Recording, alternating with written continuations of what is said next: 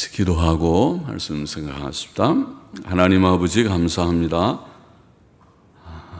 수요일 저녁 저희들이 또 하나님께 예배드리며 하나님의 말씀, 성경 말씀, 이사야서의 귀한 한 부분의 말씀을 또 읽고 조금 묵상하고자 합니다. 하나님께서 말씀하여 주심으로 부족하고 미천한 종이 감히 하나님의 귀하고 복된 성경 말씀을 몇 마디 바르게 해석케 하여 주시고 또 주를 사모하여 원근 각처에서 이 저녁에 이곳에 나온 사랑하는 모든 심령들이 주의 말씀을 주님 잘 깨닫고 받게 하여 주시고 또 가정에서 하나님의 말씀을 사모하여 말씀 앞에 앉은 자들에게도 같은 은혜를 주시기를 소원합니다. 하나님의 영, 진리의 영께서 우리 가운데 계셔서 미천하고 무익한 종을 주장하시고 바른 말씀을 몇 마디 증거할 힘을 주시기를 원하옵고 예수님의 이름으로 기도하옵나이다. 아멘. 이사야 32장 말씀, 메시아의 통치 제목을 그렇게 붙여보았습니다. 1절부터 다시 읽으면서 생각해 보십시다. 보라, 장차 한 왕이 의로 통치할 것이요 방백들이 공평으로 정사할 것이며, 정사한다는 말은 정치하는 일을 말하는, 다스린다는 뜻입니다. 그래서 방백들이 공평으로 다스릴 것이며, 이쯤 번역할 수 있는 말입니다. 또 그 사람은 광풍을 피하는 곳, 폭우를 가리우는 곳 같을 것이며, 그 사람은 우리말 성경이 유독히 그렇게 번역한 것 같고, 옛날 영어 성경은 그냥 원문대로 한 사람, 또 근래의 영어 성경들은 각 사람 그렇게 번역했는데, 각 사람보다는 그냥 한 사람이 어떨까, 제 생각은 그렇습니다. 히브리 말은 그냥 이쉬라는 말이 사람이라는 말입니다. 이쉬. 남자를 보통 이쉬 그렇게 합니다. 여자는 이샤, 그리고 이샤. 이쉬. 그러니까 한 사람, 보통 우리 히브리어에는 부정관사라는 하나라는 말이 따로 없습니다. 그래서 그냥 이쉬 그러면 한 사람. 그러나 거기다 그 사람, 정관사는 있어요. 하이쉬, 하자를 붙이면 하이쉬, 그러면 그 사람, 그렇게 합니다. 그래서 이쉬, 한 사람, 옛날 성경이 한 사람, 그렇게 번역했는데, 우리는 이제 그 사람, 그러나 문맥으로 보면 그 한 사람이 메시아를 가리킨다고 생각해서 우리는 그 사람, 그렇게 번역한 것 같고, 그것은 맞다고 보입니다. 그러면 근래의 영어 성경들, 권위 있는 성경은 각 사람 그렇게 번역한 것은 제가 보기에, 그럼 각 사람 그러면 앞에 있는 방백들, 한 사람 한 사람 이런 뜻으로 번역한 것 같은데, 문맥으로 보면 방백들 한 사람보다는 앞에 있는 의의 왕, 그 사람, 한 왕이라고 하는 그 사람, 그 메시아를 가리켰다고 생각이 되어서 우리말 번역이 더 좋은 것 같아요. 그 사람, 혹은 그냥 원문대로 한 사람, 좋습니다. 그 사람은 광풍을 피하는 곳, 폭우를 가리우는 곳 같을 것이며 마른 땅의 냇물 같을 것이며 곤비한 땅의 큰 바위 그늘 같으리니 보는 자의 눈이 감기지 아니할 것이요 듣는 자의 귀가 기울어질 것이며 조급한 자의 마음이 지식을 깨닫고 어눌한 자의 혀가 민첩하여 말을 분명히 할 것이라. 그렇게 되어 있습니다. 본문의 장차 의로 통치할 왕은 메시아를 가리키고, 공평으로 다스릴 방백들은 그러면 그의 종들, 주의 종들을 가리켰다고 봅니다. 이사야 9장 6절 7절에 말하기를 이는 한 아기가 우리에게 낳고 한 아들을 우리에게 주신 바 되었는데 그 어깨에는 정사를 메었고, 거기도 정사는 말하는 대로 왕이 이렇게 통치하는, 정치하는 일이죠. 정치하는 일, 다스리는 일, 그렇게 그것을 정사 그렇게 번역하는 것 같습니다. 그 어깨에는 정사를 메었고 그 이름은 기묘자라, 모사라, 전능하신 하나님이라, 영존하신 아버지라. 우리가 신적 메시아의 예언, 놀라운 예언이라고 했죠. 한 아기가 출생하는데 그 아기의 이름이 기묘자라 모사라 전능하신 하나님이라 영존하시는 아버지라. 세상에 사람으로 태어난 아기가 전능하신 하나님, 영존하신 아버지, 그런 아기가 어디 있는가? 신적 메시아를 가리켰습니다. 와, 놀라운 명칭이다. 그 다음에 평강의 왕이라 할 것입니다. 메시아께서 신적 메시아이시며 그의 사역의 중요한 한 사역은 왕이라, 다스리시는 것이다. 앞에 정사도 어깨에 정사를 메었다. 다스리는 자로 오신다는 말이죠. 왕으로 오신다는 말입니다. 그래서 그 이름이 평강의 왕이라 할 것임이라 이렇게 되어 있고, 그 정사와 평강의 더함이 또 정사란 말 또 한 번 나오고, 또 다윗의 위에 앉아서, 다윗의 위라는 말은 왕위지요. 그러니까 왕위, 그것도 또 왕입니다. 다윗의 왕위에 앉아서 그 나라를 굳게 세우고 자금 이후 영원토록 공평과 정의로 그것을 보존하실 것이라. 그 왕입니다. 왕인데 그 통치하는 왕은 공의로운, 공의와 공평과 정의, 공의로운 왕, 정의로운 왕입니다. 요즘 뭐 공정과 뭐 상식 그런 말 하던가 정의 그런 말들도 하는데 공정과 정의입니다. 공평과 정의로 다스리는 그런 왕이다. 이런 예언의 말씀입니다. 주 예수께서는 유대인의 왕으로 오셨습니다. 마태복음 2장 2절에 동방박사의 얘기를 알죠.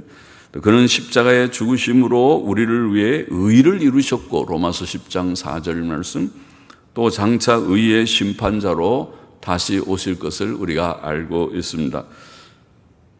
또 메시아께서는 땅 위에서 자기 백성에게 광풍과 폭우를 피할 곳, 오늘 표현에 광풍을 피하는 곳, 또 그 사람은 광풍을 피하는 곳, 폭우를 가리우는 곳 같을 것이며, 이렇게 표현했는데, 그래서 메시아를 가리킨 말씀이라고 보이죠.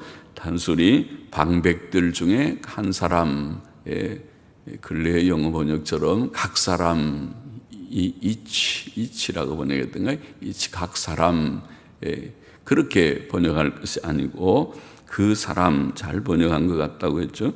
한 사람, 곧 메시아를 가리켰다고 보입니다. 메시아께서는 광풍과 폭우를 피할 곳이 되는 한 사람으로 증거되셨다고 봅니다. 광풍과 폭우는 세상에서 당하는 환난들과 학대들을 가리킬 것입니다. 세상에 여러 가지 어려운 문제들이 많습니다. 질병도 있고 여러 가지 어려운 문제들이 많이 있는데 그것이 다 고난이고 환난이고 그렇습니다. 광풍과 폭우처럼 그 바람이 너무 세서 무서운 그런 바람, 회리바람, 토네이도 같은 바람, 혹은 태풍과 같은, 장마가 진다니까 태풍은 안 오는지 몰라도 더러 우리가 경험적으로 장마가 오면 태풍도 한 번씩 오고 그러니까 늘 조심은 해야 되지만은 그런 광풍이죠. 또 폭우, 막 장마가 비가 쏟아지는 그런 폭우, 그래서 산사태가 나고 사람들이 또 매몰되고 죽고 하는 일이 생기는 것처럼, 세상에서 그런 일들이 있는 것처럼 그 세상의 환난들과 또 학대들, 사람들이 사람을 학대하는 그런 일들이 세상에는 있죠. 그런 나쁜 사람들이 있죠. 그것을 가리킨다고 봅니다. 그는 자기 백성을 악한 자들로부터 보호하실 것이다, 그런 뜻입니다. 메시아의 오심은, 메시아의 오심으로 이스라엘을 회복시키시는 그런 어떤 뜻을 보입니다. 또 메시아 시대의 사람들은 영적으로 눈이 열리고 귀가 열릴 것이다, 그렇게 표현하고 있죠. 눈이, 보는 자의 눈이 감기지 아니할 것이요 듣는 자의 귀가 기울어질 것이다. 메시아를 보고 와, 놀라우신 분, 신적 구주이시구나. 저런 구주가 우리에게 하나님께서 저런 구주를 주셨다니 참 감사한 일이로다. 그렇게 깨달아지는, 눈이 열리고 귀가 열려서 그 말씀을 또 배워봐야겠다, 들어봐야겠다고 그 말씀을 가까이 하는 그런 일들이 있다. 그리고 하나님과 메시아에 대한 지식을 갖게 될 것이다. 또 그들의 조급하고 어리석은 마음은 하나님을 알게 되고 어눌한 혀는 민첩해져서 분명한 말로 찬송을 하고, 찬송은 가사가 분명해야죠.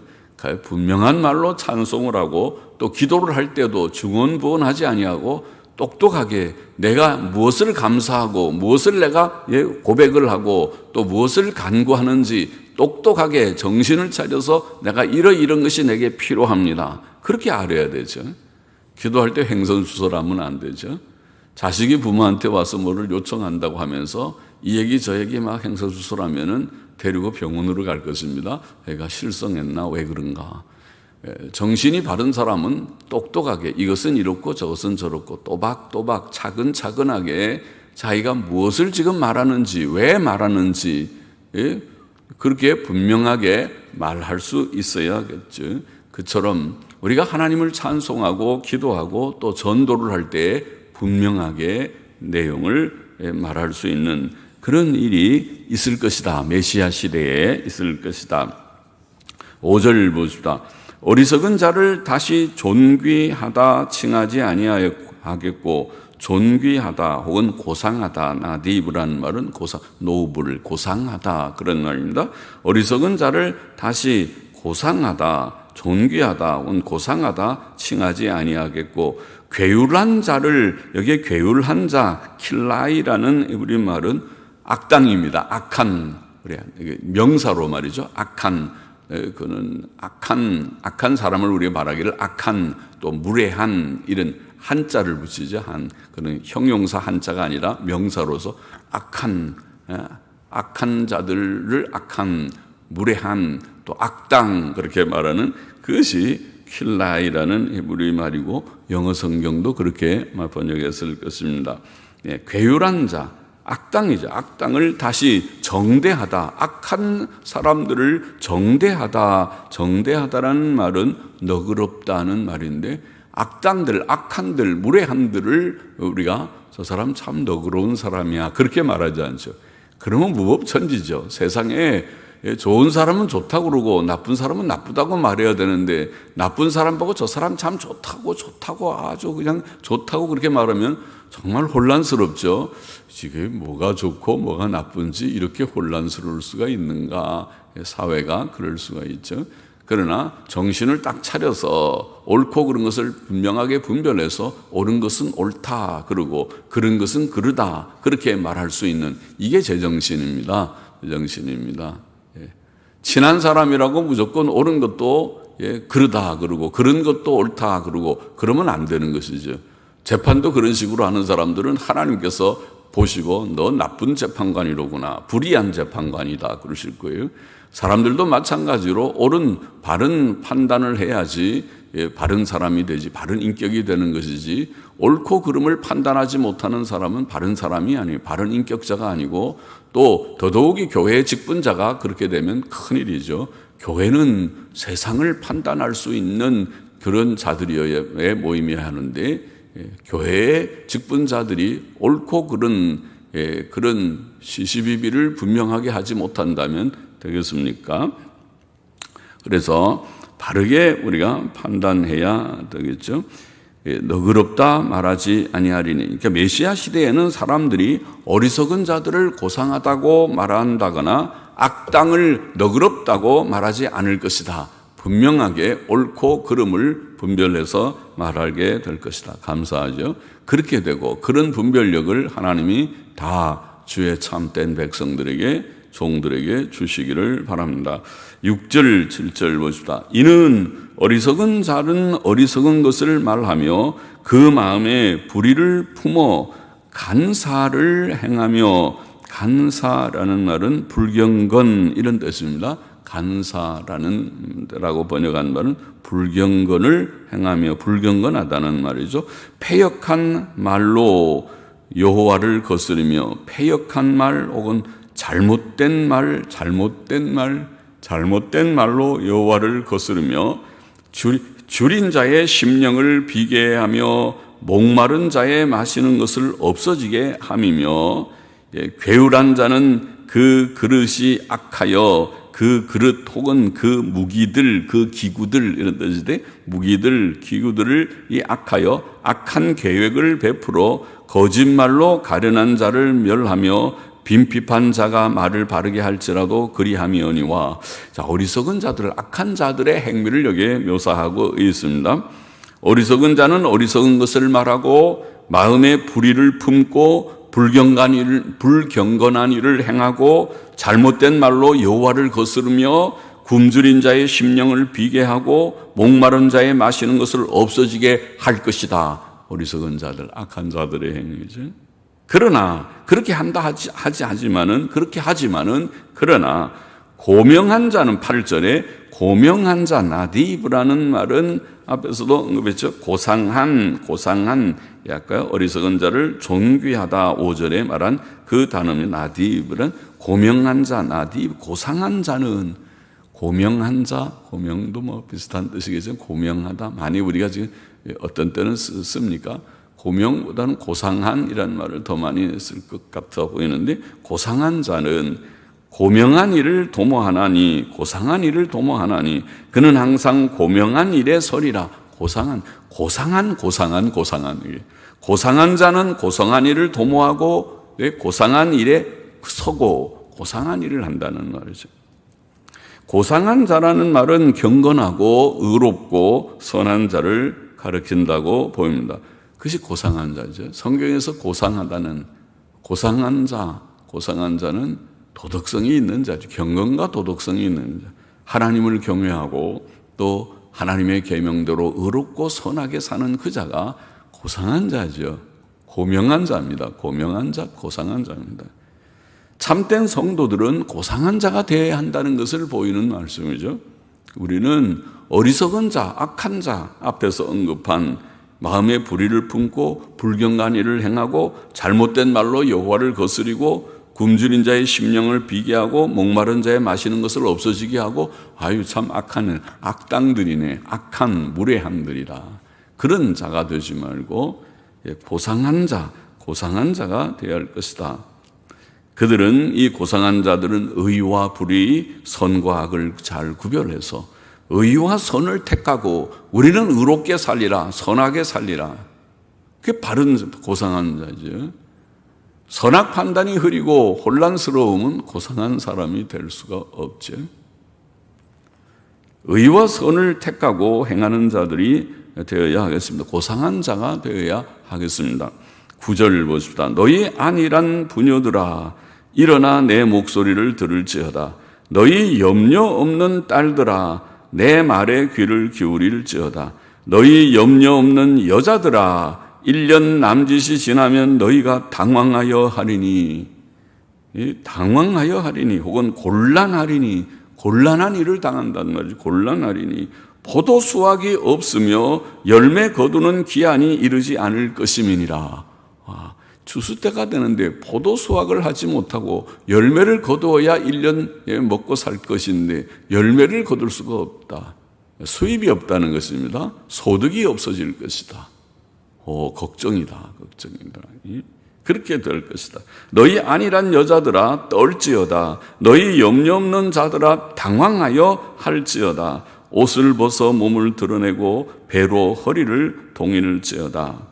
여기 안일한 부녀들 2번이나 또 염려 없는 딸들 3번이나 반복해서 비슷한 말이죠. 안일한 부녀들, 염려 없는 딸들. 이 표현은 죄에 대해 무감각한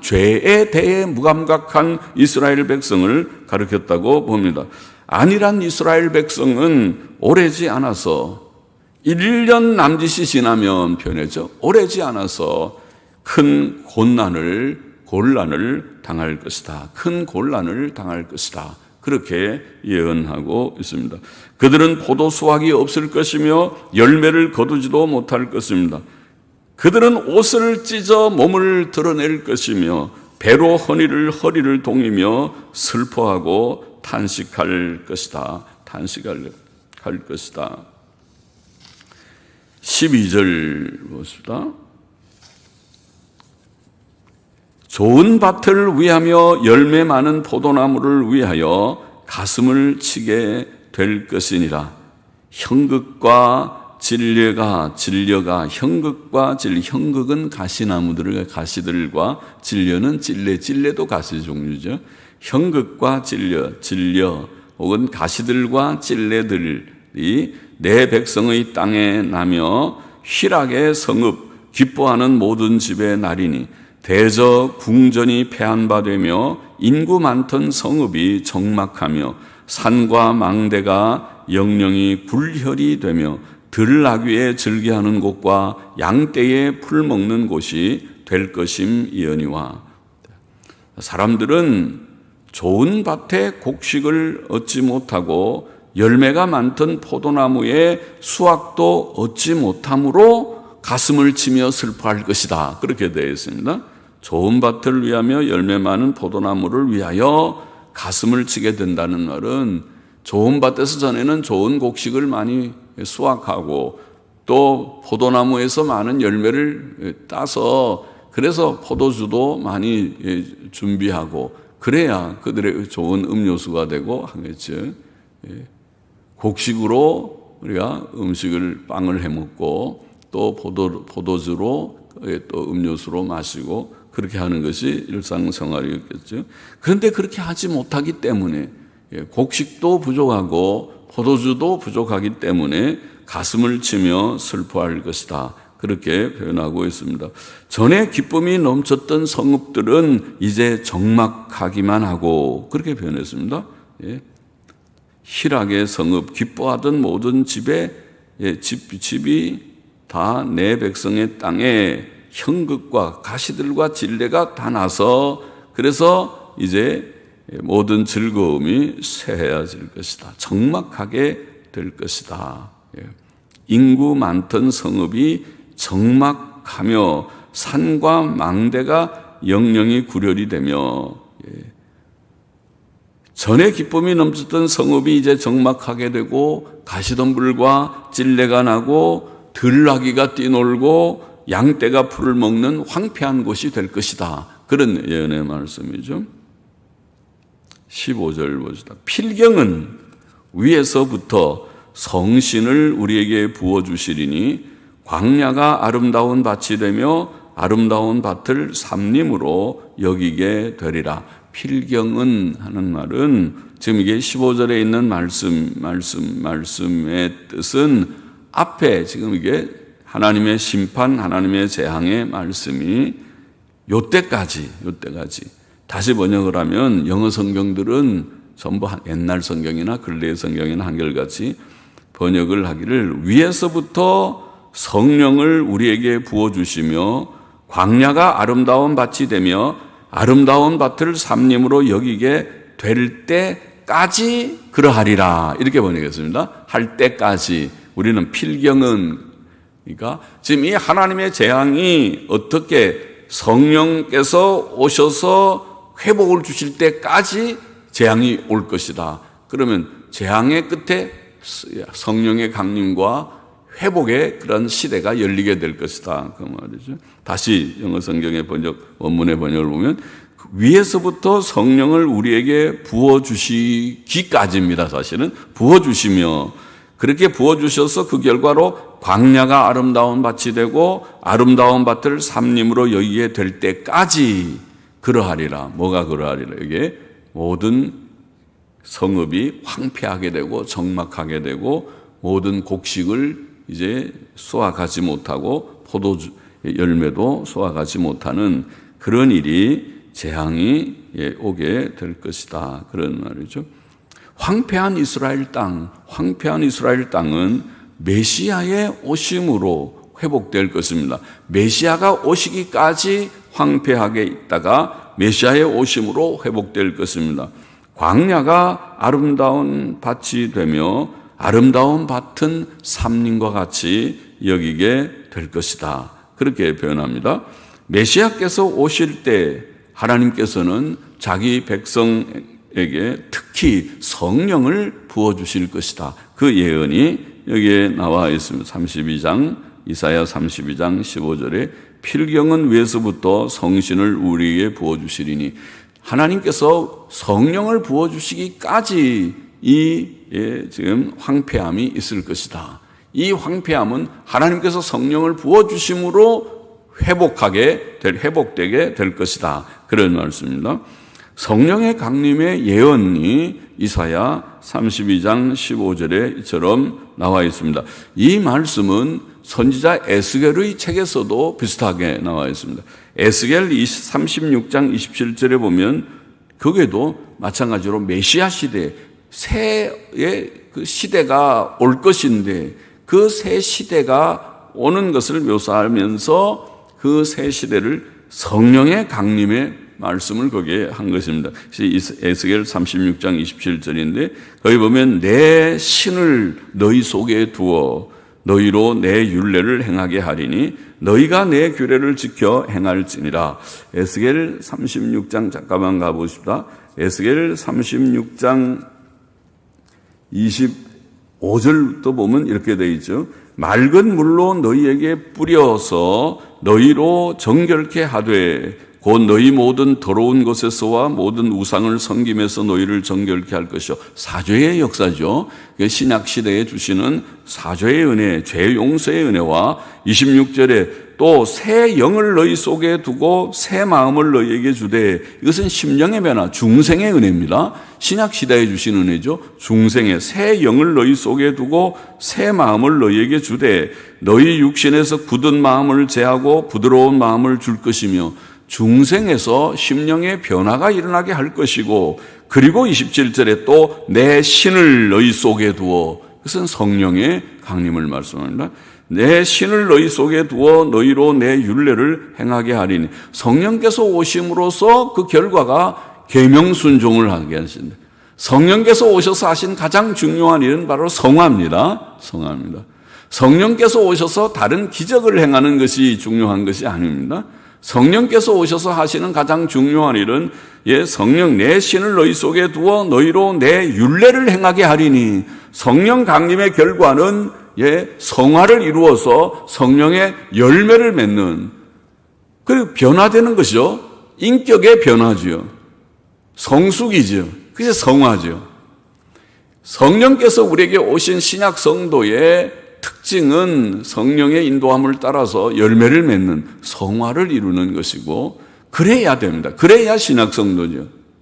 그렇지 않다면은 너무 믿기는 믿는지 몰라도 어린 그런 수준이라고 할지 어린 상태에 아직도 초보적인 상태에 머물러 있는 것입니다. 성숙의 단계, 좀 성장하는 영적 성장의 단계, 성화의 단계에 이르지 못하는 것이라고 볼 수 있겠죠. 근데 여기에 성령의 부어주심, 성령의 강림을 이렇게 15절에 오늘 본문 15절에 성신을 우리에게 부어주시리니 또 에스겔서에도 내 영을 너희 속에 두리라 이렇게 말씀하신 것입니다. 16절 본문 넘어가 보십시다. 그때에 공평이 광야에 거하며 의가 아름다운 밭에 있으리니 의의 공효는 화평이요 의의 결과는 영원한 평안과 안전이라. 공효라는 말도 무슨 결과, 그런 결과라고 번역할 수 있는 말인데 뒤에도 의의 결과 또 했으니까 앞에는 의의 열매쯤 번역하면 괜찮아 보입니다. 뜻은 비슷한 결과 같은 뜻인데 그래서 NIV 성경은 그렇게 번역을 했어요. 앞에 이 공효라는 말을 아예 열매 그렇게 번역하고 뒤에 결과는 그냥 결과 이런 뜻으로 번역을 했더라고요. 의의 열매는 화평이요 의의 결과는 영원한 평안과 안전이나 같은 말이죠. 화평이나 평안, 영원한 평안과 안전이나 같은 샬롬이라는 말이 아닙니까? 결국 하나님께서 우리에게 의를 주시고 신약시대에 메시아 시대에 주시는 은혜가 의이고 의의 결과, 의의 열매는 평안이라는 말이죠. 화평, 이 평안은 심령의 평안 또 서로 간의 화목까지를 포함한 것이니까 화평이라고도 번역해도 되고 평안, 영원한 평안과 안전이라 이렇게 표현했습니다. 내 백성이 화평한 집과 안전한 거처와 종용이 쉬는 곳에 있으려니와 먼저 그 삼림은 우박에 상하고 성읍은 파괴되리라 또 말씀합니다. 먼저 이런 재앙이 있고 그 후에 그렇게 되리라. 모든 물가에 씨를 뿌리고 소와 나귀를 그리로 모는 너희는 복이 있느니라. 마지막에 묘사를 그렇게 한 것입니다. 성령께서 오시는 메시아 시대는 여기에 말씀대로 의의 시대요, 평안과 안전함이 있는 시대입니다. 예수 그리스도께서는 우리의 의와 평안이 되셨습니다. 고린도전서 1장 30절, 예수는 하나님께로 나와서 우리에게 지혜와 의로움과 거룩함과 구속함이 되셨다. 의가 되셨다니. 예수님은 우리의 의가 되셨다. 마태복음 11장 28절, 우리가 잘 아는 말씀에 수고하고 무거운 짐진 자들아 다 내게로 오라. 내가 너희를 쉬게 하리라. 평안을 말씀하는 거죠. 휴식은. 우리가 예수님께로 오면 예수님이 참 평안 주십니까? 약속하셨으니까 주시지요. 주셨지요. 그래서 예수님 바로 믿는 사람들에게는 심령의 큰 평안을 이미 누리고 있는 줄을 믿습니다. 주님께서 약속하셨으니까 주님이 거짓말 하십니까? 주리라. 편히 쉬게 하리라. 또 요한복음 14장 27절에도 또 말씀하시기를 평안을 너희에게 끼치노니 곧 나의 평안을 너희에게 주노라. 내가 주는 평안은 세상이 주는 것과 같지 않다. 너희는 마음에 근심하지 말고 걱정하지 말라고 말씀하셨죠. 그러나 이런 일이 있기 전에 이 메시아 시대에 이런 놀라운 의와 평안의 복이 있기 전에 먼저 하나님의 공의의 심판이 있을 것이다. 이렇게 마지막에 말씀하셨죠. 이스라엘도 유다도 또 아수르도 바벨론도 그들의 죄악 때문에 멸망할 것입니다. 그 죄에 대해서는 하나님께서 엄하게 다스리실 것입니다. 그 심판이 있은 후 하나님의 나라는, 하나님의 나라, 메시아의 강림으로 비롯된 하나님의 나라는 여기에 표현하기를 물가에 뿌린 씨로 자란 풀을, 물가에 씨를 뿌리니 얼마나 씨가 잘 자라겠습니까? 얼마나 풀이 잘 자라겠습니까?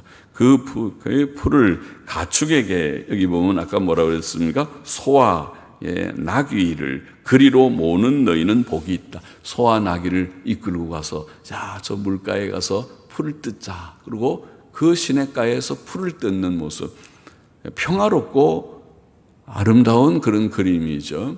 그것이 메시아의 나라의 복이라고 묘사하고 있습니다.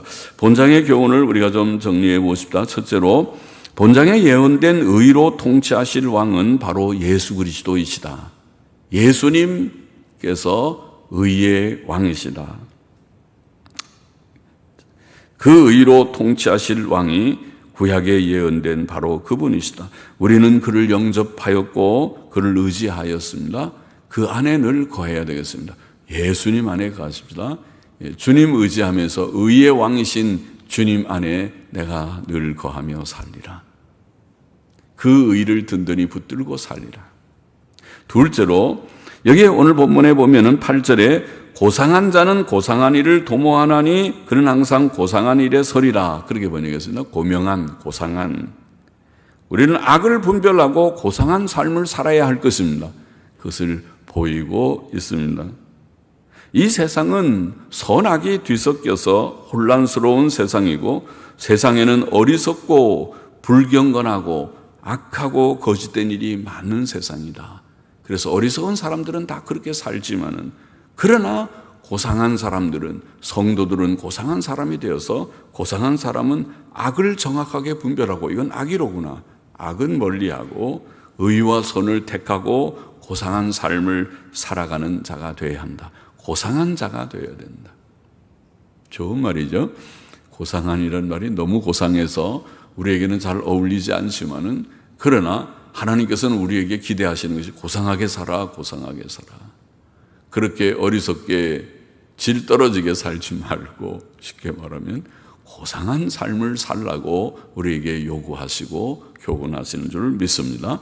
고상한 자 되기를 원하고, 둘째로, 셋째로 우리는 안일한 이스라엘 백성처럼 살지 말아야 된다. 9절에 너희 안일한 부녀들아 일어나 내 목소리를 들을지어다.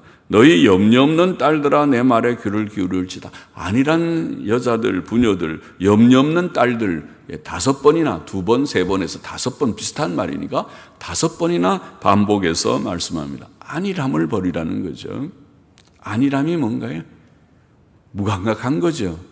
하나님의 말씀이 아무리 우리에게 진지하게 무엇을 지적하고 교훈하고 강조하고 그래도 무감각해서 이건 늘 하는 얘기 나는 내가 알아서 잘 살고 있는데 그것을 진지하게 받지 않는 것이 아니라면죠.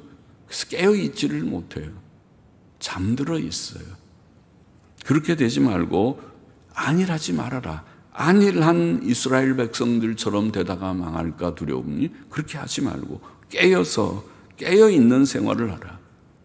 육신의 쾌락을 멀리하고 죄 짓는 자가 자리에 떨어지지 않도록 조심하고 늘 깨어 기도하는 자가 되어야 한다. 그리고 마지막 하나 더, 성령의 이 메시아 시대를 묘사하기를 성령의 강림으로 말미암아 15절에 말이죠. 위에서부터 성령을 우리에게 부어주시며 광야가 아름다운 밭이 되고 아름다운 밭을 삼림으로 여길 때까지 그렇게 될 것이다. 하나님의 재앙이 있을 것이다. 그리고 17절에 의의 열매는 화평이요 의의 결과는 영원한 평안과 안전이라. 무슨 말입니까? 신약시대, 메시아 시대가 되면 이미 우리가 받은 것 같이 예수님 믿음으로 의롭담을 받고 성령께서 우리 안에 거하시는 그런 복을 말씀한 것이죠.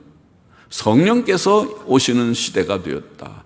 의의 시대가 되었다. 이미 우리는 예수님 믿고 의롭담을 받았고 성령님 우리 가운데 거하시는 놀라운 그런 은혜를 받았습니다. 이제 성령의 이끌림을 따라서 고상한 삶을 살고 또 의로운 삶을 살고 그 결과는 의의 열매, 의의 결과는 평안이다. 넘치는 평안이다. 감사하죠. 그래서 하나님의 은혜로 성령의 도우심으로 의의 길, 선한 길을 걷고 고상한 길을 걷는 가운데 하나님께서 우리에게 주시는 평안을, 심령의 큰 평안이 있기를 바랍니다. 몸도 상당히 건강하기를 바랍니다.